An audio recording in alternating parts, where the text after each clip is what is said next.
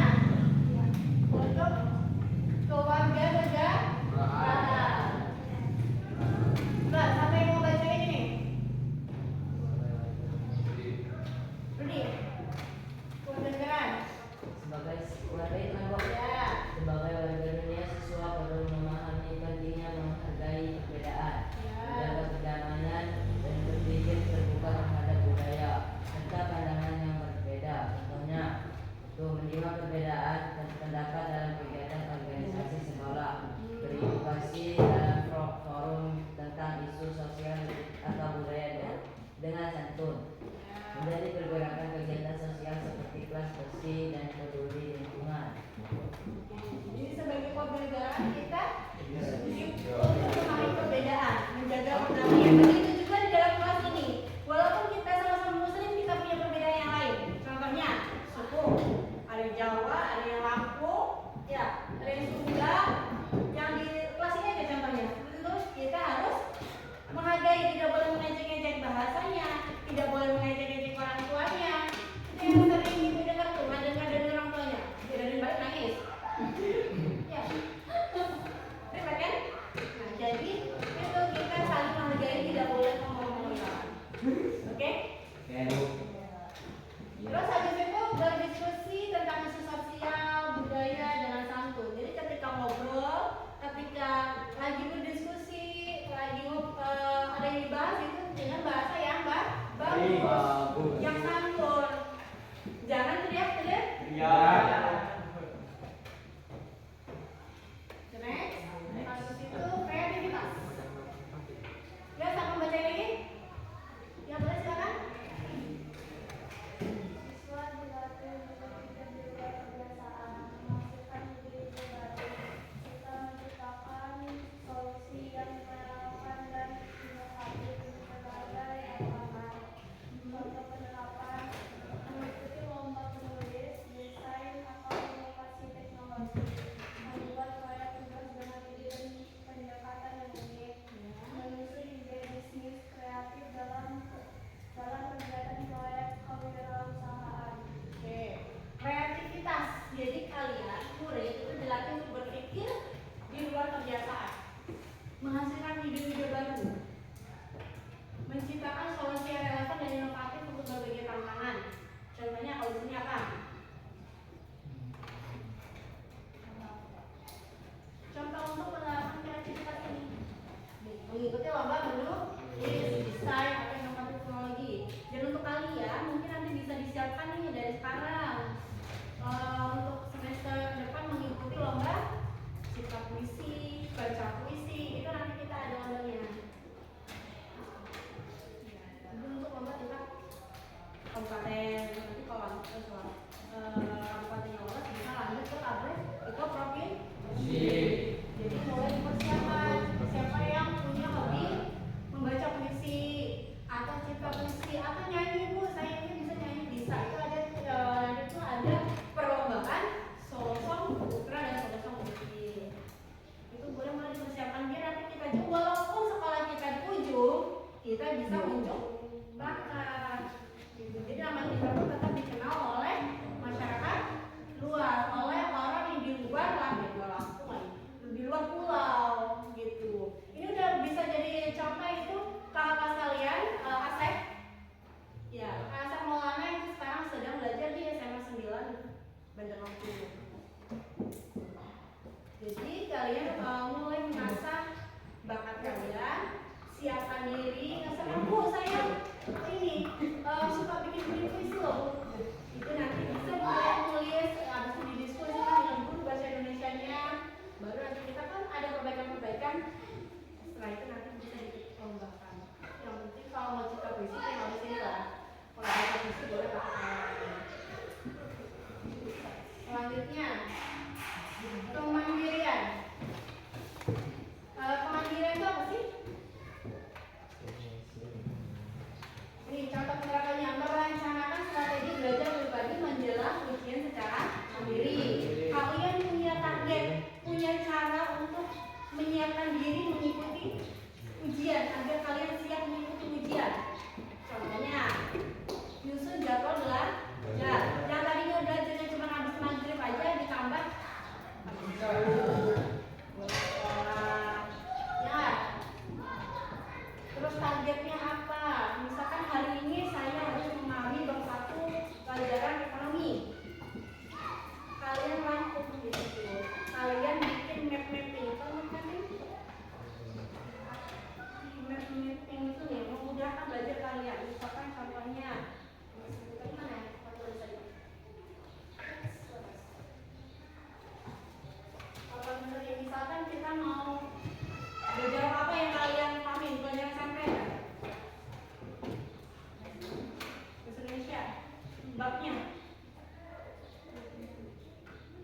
Bajas. Oke. Jas, Majas itu ada apa aja? Kalikurin. Kita sini. Meta. Ora. Terus?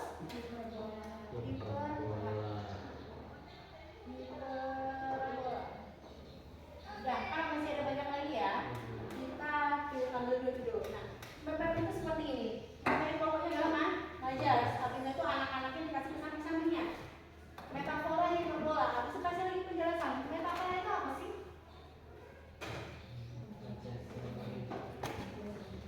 Majas yang menghidupkan. Ya, menghidupkan benda mati. Terus habis itu kalau hiperbola itu Majas ya.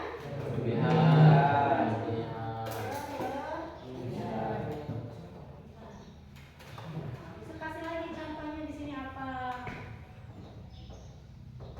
Di sini kasih contohnya. Ini namanya mapping. Itu dulu pernah menggunakan belajar ini untuk diri sendiri dan lebih mudah teman-teman. Lebih singkat juga. Seperti itu ya.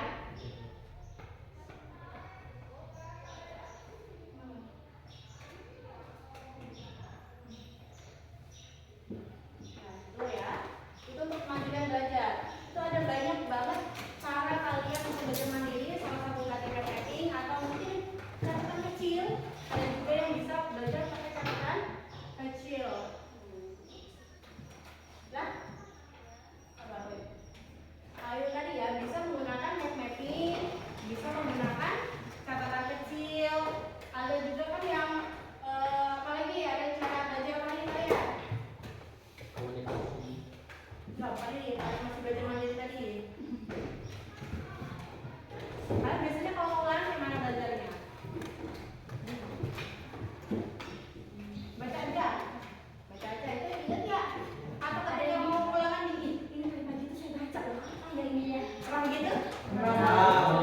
Itu karena baca baru sekali. Makanya itu habis makin dibaca, habis itu dibaca lagi biasanya. Apa itu mau dia pesan? Saya baca loh. Apa ya? Ini apa ya? Gitu. Ganjel di otak sini nih. Pengen tulis tapi nggak ngerti. Pengen nggak ngerti tapi kok tadi ngerti gitu. Pernah rasain itu? Ganjel sendiri kan? Berarti ditambah lagi ya semangat belajarnya. Selanjutnya itu adalah komunikasi. Jauh, gantian baca.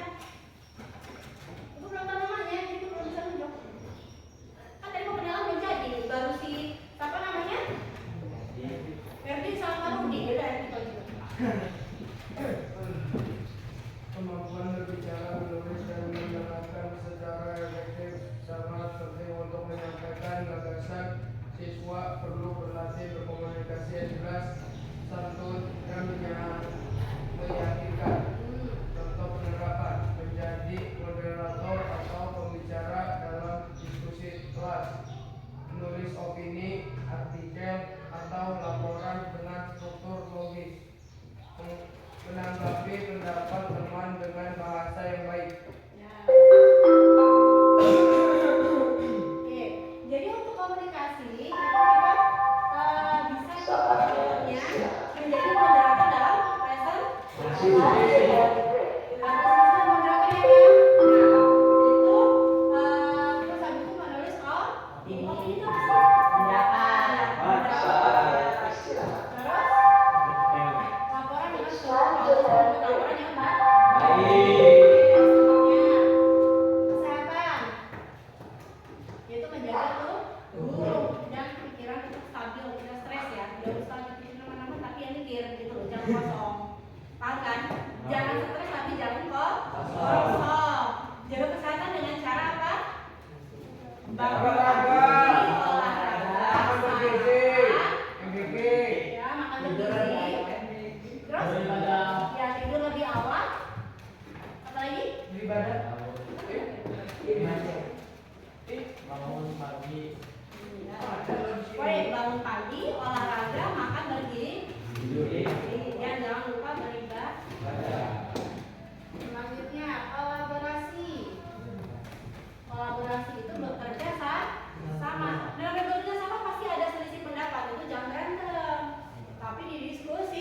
Nanti terus yang terakhir yaitu penalaran kritis. Penalaran kritis itu adalah mengevaluasi informasi yang didapat. Tidak baru dapat berita sedikit yang belum jelas langsung di-share, tapi ditelaah dulu. Telaah dulu ini berita benar nggak ya? Jangan asal sebar yang ujungnya menjadi hoax. Begitu aja di medsos ada berita sedikit langsung di-share, langsung dibikin story, langsung dibikin tidak. Tapi ditelaah dulu, itu namanya berpikir kritis atau penalaran kritis. Paham ya? Oke, jadi tadi ada 8 profil keluh kesah. Ada itu? Apa aja?